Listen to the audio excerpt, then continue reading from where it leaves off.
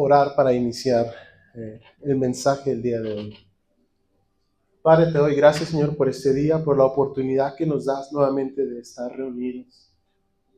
Espíritu Santo, te pido que me des la capacidad, Señor, de poder compartir tu palabra, pero exactamente lo que hay en tu corazón, lo que platicábamos tú y yo, con la claridad con la que te entendí cuando me hablabas a través de la Escritura. Mi anhelo es poderlo compartir con tu iglesia, que sea claro y que sea de bendición. Y tú ahí en tu lugar repite conmigo: Señor Jesús, abre mis oídos para entender tu palabra y poder escuchar y aprender lo que tú quieras enseñarme el día de hoy. En el nombre de Jesús. Amén. Y hoy quiero compartirte, el día de hoy quiero compartir un mensaje que precisamente yo le estaba preguntando a Dios. Siempre cuando voy a preparar un mensaje, siempre le pregunto a Dios: ¿qué quieres hablarnos como iglesia? ¿Qué hay en tu corazón? Le decía esta semana. Y es por eso que el día de hoy el título del mensaje se llama En lo pequeño inició lo eterno. Y como ya estamos en diciembre y son fechas bien bonitas de Navidad, de celebración, de gozo, de paz, de armonía, tiempo para reunirnos, para hacer fiesta, para celebrar. Al momento que empecé a abrir la Escritura y ver un poco acerca sobre el nacimiento de Jesús, lo primero que pensaba es: ¿en dónde sucedió? Y me llevó a Belén, a la ciudad de Belén. Y entonces quiero invitarte a que te pongas de pie para que leamos juntos esta parte de la Escritura. ¿Por qué no te pones de pie por un momento y leemos? Si tienes tu Biblia, puedes abrir ahí, o si no, aquí lo puedes leer conmigo. Que vamos a ir a Miqueas 5:2. La Reina Valera lo va a leer. Y dice la Escritura, léelo junto conmigo: pero tú, Belén Efrata, pequeña para estar entre las familias de Judá, de ti me saldrá el que será Señor en Israel. Y sus salidas son desde el principio, desde los días de la eternidad. Toma asiento, por favor. Y hay algo ahí en mi casa, que es tu casa, tenemos un grupo, una célula, le llamamos, en donde en estas últimas 2 temporadas yo les he estado enseñando acerca de cómo leer la Biblia, pero esta semana me sorprendía a Dios y me decía: ya no quiero que les enseñes a cómo leer la Biblia, quiero que les enseñes a cómo platicar conmigo. Y eso me voló la cabeza, porque yo creía que lo estaba haciendo bien. Y lo importante es que cuando tú abras la Escritura, puedas realmente tener una conversación con Cristo. No sé si lo sabías, pero la Biblia dice que la palabra de Dios, en Hebreos 4:12, dice que la palabra de Dios es viva y eficaz. Y Jesucristo está vivo, y la palabra eficaz significa que está vigente, que es algo que tú y yo podemos hacer hoy en día. Por eso le preguntaba yo a Dios, y una de las clases que di en el grupo fue hacerle preguntas a la palabra de Dios. Y me gustaría mucho, nada me pondría más contento que tú pudieras en esta semana experimentar esto que te voy a enseñar. De que abras tu Biblia y que no la leas como un simple libro histórico, quizás, como algunos me han dicho. Es que es un libro histórico porque encuentras muchas referencias, porque fue escrito por muchos autores y se vuelve interesante si tú tomas La Biblia, hay personas que toman la Biblia como un libro histórico, como de referencia para trasladarse a otras épocas, a cómo, hasta para ver estrategias de guerra. Hay personas que usan la Biblia, iglesia, para hacer negocios, porque están declaran prosperidad, declaran. Y como la Biblia dice que la boca tiene poder, empiezan a ver que suceden las cosas. Conocí una persona hace 2 domingos, no, hace 2 sábados, donde es una persona que no conoce a Dios, pero da una ofrenda grandísima a Dios. ¿Y sabes qué decía? Esto para mí es un negocio, pero no lo tomes a mal. Decía, porque ya aprendí que yo dando, Él da, imagínate, Él da para una cantidad, para dar 1,000 despensas, imagínate, 1,000 despensas. Estamos hablando de entre 270,000 a 500,000 pesos cada mes. Y él no es creyente, iglesia, ¿eh? Y esto es real. Y yo estuve platicando con él y él nos decía, estábamos ahí, otros 3 pastores, y nos decía, esto para mí es un negocio ya. Él se dedica a los bienes raíces.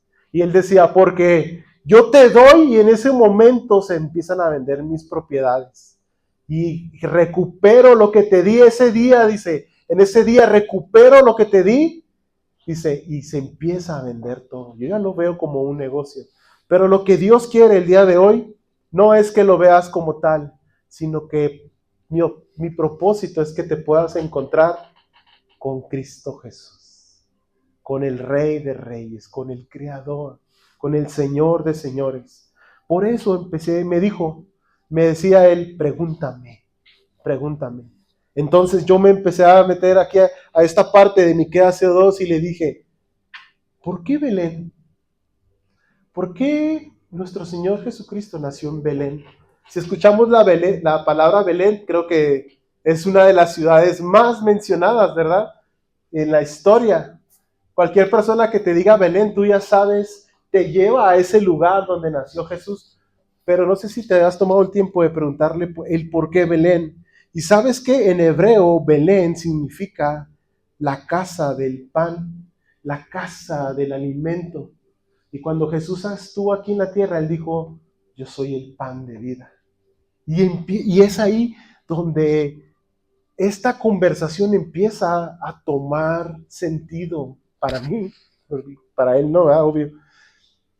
La casa del alimento. Y empecé a investigar un poquito de Belén. En aquellos tiempos, Belén era una comunidad agrícola, una comunidad de paso, conocida. Efrata, Belén Efrata, significa fructífera, la casa del pan, la casa del alimento, un lugar fructífero, un lugar que da fruto. Una aldea, para que te des una idea, en aquel entonces Belén era una aldea de 3,000 personas que fue construida alrededor de cuevas. Y yo hacía cuentas, ahí en el fraccionamiento donde nosotros vivimos, hay como entre 500, creo, a 700 casas. Y yo decía, si entre las que estamos aquí, 7 por 4, 28, 2,800 personas más o menos vivimos ahí. Así me imaginé que era Belén, ese tipo de aldea.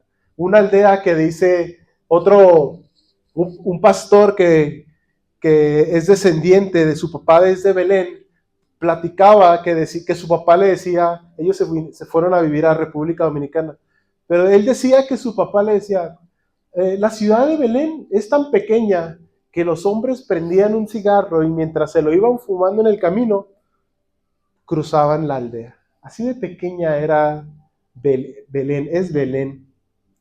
Y empecé a ver que en este tiempo Belén tiene una ruta comercial muy interesante.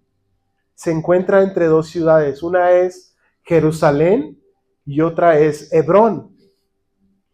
Entonces le pregunté al Señor, Jerusalén, ¿y tiene alguna conexión que esté esta aldea pequeña entre 2 ciudades importantes? Y si ves que lo que significa Jerusalén en el hebreo significa Jireh, Yahvé Jireh. ¿Han dicho Yahvé Jireh? ¿Saben qué significa? El Señor proveerá.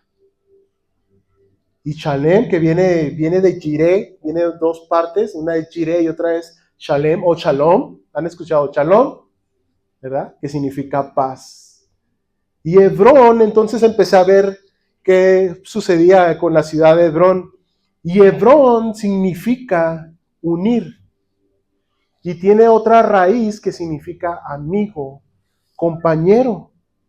Entonces, cuando tú unes la palabra amigo, unir, puedes formar, significa, ¿qué pasa cuando se unen estas dos personas o más? Hablaba el Señor en la Escritura, cuando dos o más se reúnen en mi nombre, se ponen de acuerdo, dice, se unen, yo estaré ahí con ellos. Y es lo que significa cuando tú te reúnes con alguien y te pones de acuerdo y oras por un objetivo, estás formando una alianza, formas una comunión. Es lo que significa Hebrón. Ahora yo quisiera preguntarte si Belén, que está en medio de Jerusalén y de Hebrón, está formando una conexión. Y a Belén se le conoce como la fructífera. Yo te preguntaría a ti, cuando las personas se acercan a ti, ven una persona que da fruto, dulce, rico, o un fruto amargo. No me contestes, te quedaste muy serio. ¿Qué tipo de conexión somos? Y quiero llegar al siguiente punto, a ondear un poco en la palabra Jerusalén, que lo veíamos ahorita, que significa el Señor proveerá. Y quiero leer Génesis 22 al 13 al 14, pero antes de leerlo, quiero platicarte un poco sobre Abraham e Isaac. Como sabes, Abraham anhelaba un hijo y Dios le había prometido descendencia a Abraham. Y entonces nace Isaac, el hijo de la promesa. ¿Te ha sucedido de que le pides algo a Dios y te lo cumple? Y dices, oh, este es como Isaac, la promesa. Se cumplió la promesa, no sé si te ha sucedido. Hoy se logró esto. Es como decir, wow, se logró la promesa. Lo que un día Dios me habló que sucedería, hoy se hizo. Y entonces, en este caso, a Abraham le había nacido un hijo. Y en el contexto, Dios le pide a Abraham que dé a su hijo en sacrificio. Imagínate la promesa. Y Abraham toma a su hijo y a unos criados y van su rumbo al monte a hacer el sacrificio. Y ahí van juntos y quiero que prendas tu imaginación y que veas a Abraham junto a Isaac, agarrados de la mano. Y papá, ¿a dónde vamos? Vamos a hacer sacrificio al Señor. Vamos a darle honra y gloria a Dios. ¡Wow! Y como un niño, Isaac, como él, su cultura, su forma de vivir estaba acostumbrada y había visto a su padre en otras ocasiones rendir sacrificio a Dios, él iba como observando que algo faltaba. Y en una parte le dice, ¿y dónde está el cordero que vamos a ofrecer a nuestro Señor? Y dice la escritura en Génesis 22, si lo lees más adelante, que dice, el Señor proveerá, le dice Abraham a Isaac. Y continúan, pero Abraham en su corazón, él sabía que iba a entregar a su hijo en sacrificio. Se escucha bien terrible, ¿eh? Imagínate que te pidan a Nancy, a una de tus niñas, imagínate. ¿Qué harías? O sea, no es como que ibas contento. A tu niña, Lupita, imagínate que el Señor te pida que lo des en sacrificio. Pero entonces siguen caminando. Y entonces llega el momento en donde prepara el lugar para hacer el sacrificio y entonces recuesta a Isaac. Y dice que toma el cuchillo para hacer el sacrificio. cuando está a punto de matarlo, dice que el ángel de Jehová le dice, detente. Y se detiene Abraham. Y entonces sucede lo que viene en Génesis 22, 13 y 14. Dice la escritura, entonces, cuando se detiene Abraham, alzó Abraham sus ojos y miró aquí a sus espaldas, voltea. Y he aquí un carnero trabado en un zarzal por sus cuernos. Estaba un animal ahí trabado. En lugar, dice, y lo ofreció, dice, y fue Abraham y tomó el carnero y lo ofreció en holocausto en lugar de su hijo. Y llamó a Abraham el nombre de aquel lugar, Jehová proveerá, el Señor proveerá, Yahvé Jireh. Así es que cuando tú te encuentres en una situación que sobrepase tus límites, lo que tienes que hacer es mencionar la palabra y di, Yahvé Jireh. ¿Tienes un sueño? ¿Tienes lograr algo? Yahvé Jireh. Yahvé Jireh. Y tienes que subir a ese monte. Quizás tengas que entregar algo. Pero el Señor al final dirá, no, yo proveeré, yo lo daré. Y dice la Escritura, por tanto se dice hoy, en el monte de Jehová será provisto. Y esta parte del monte, si te preguntas, ¿por qué un monte?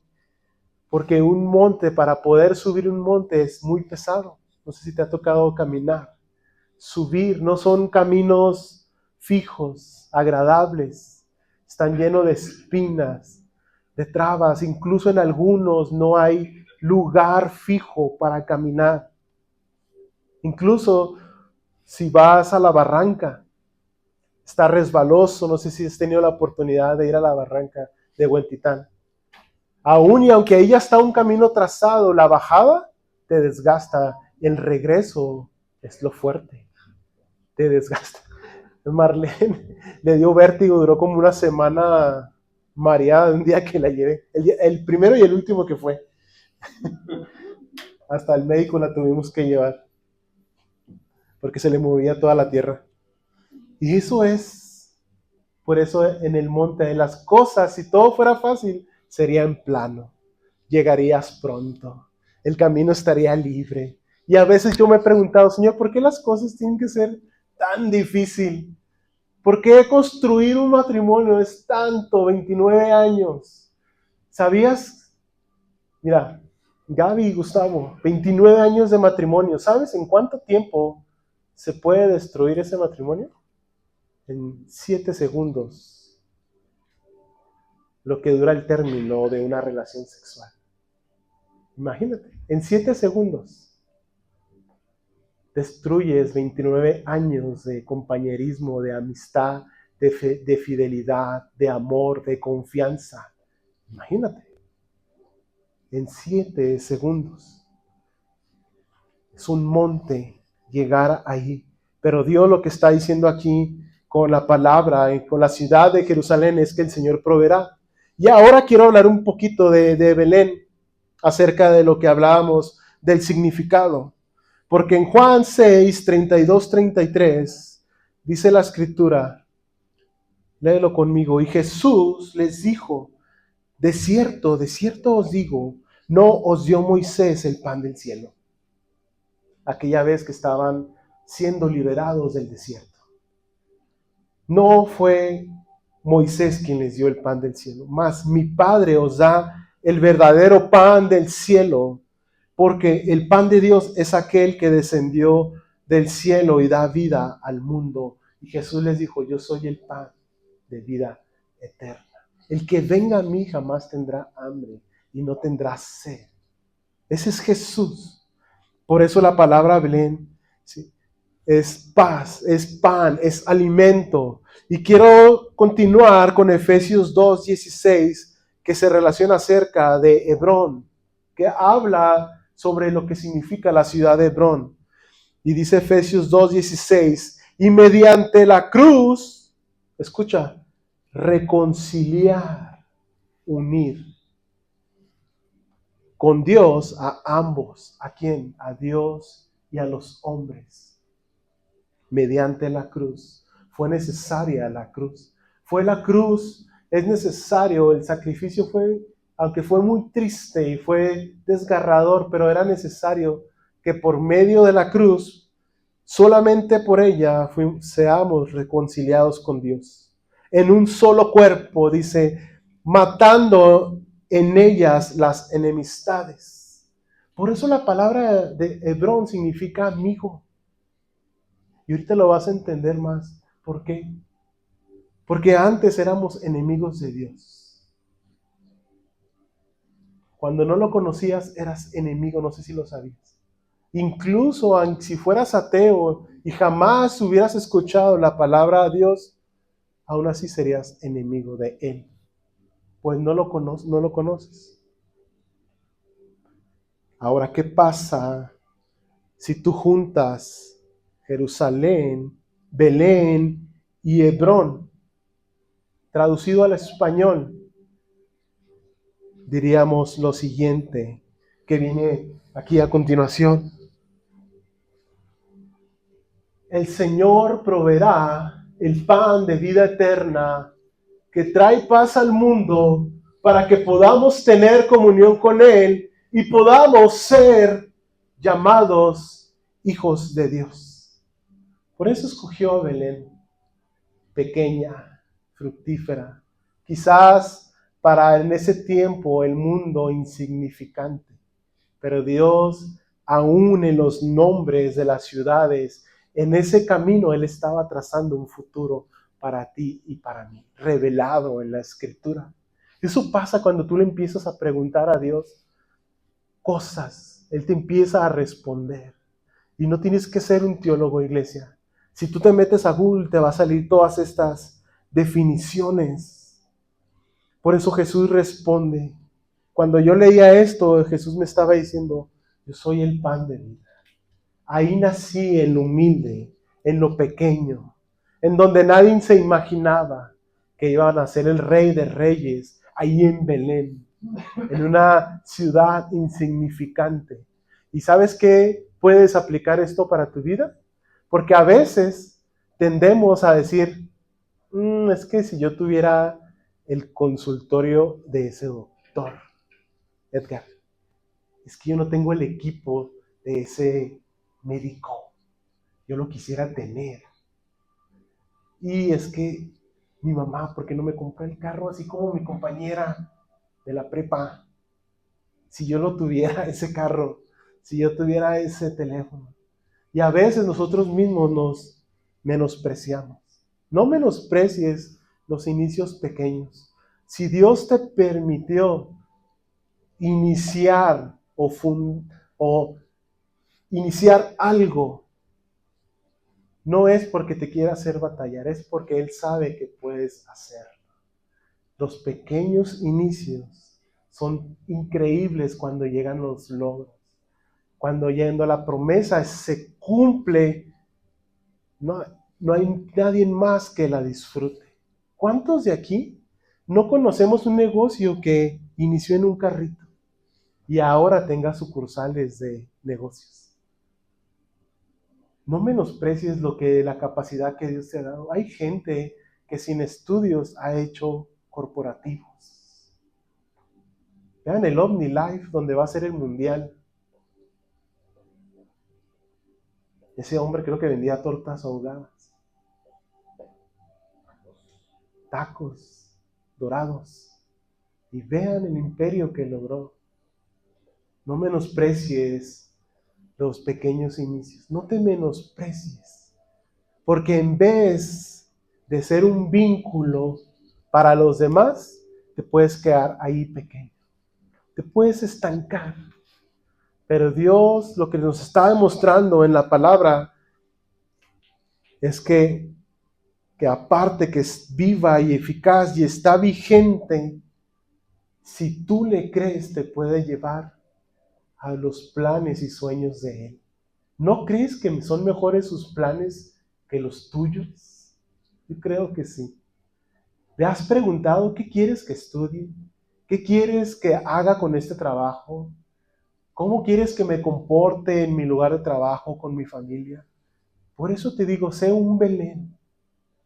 No importa que no tengas la honra y el reconocimiento en donde te encuentres, pero que tú seas un vínculo como Belén, entre dos ciudades importantes, pequeña pero fructífera. Al Señor le encantan los inicios humildes. Si no, Él hubiera nacido en Roma, cuando en ese momento estaba el imperio iniciando en todo su auge. A Él no le hubiera costado nada nacer en un palacio, en riquezas, con toda la gloria, con toda la honra. A Él le plació al Creador en una cueva, porque Belén estaba rodeada de cuevas.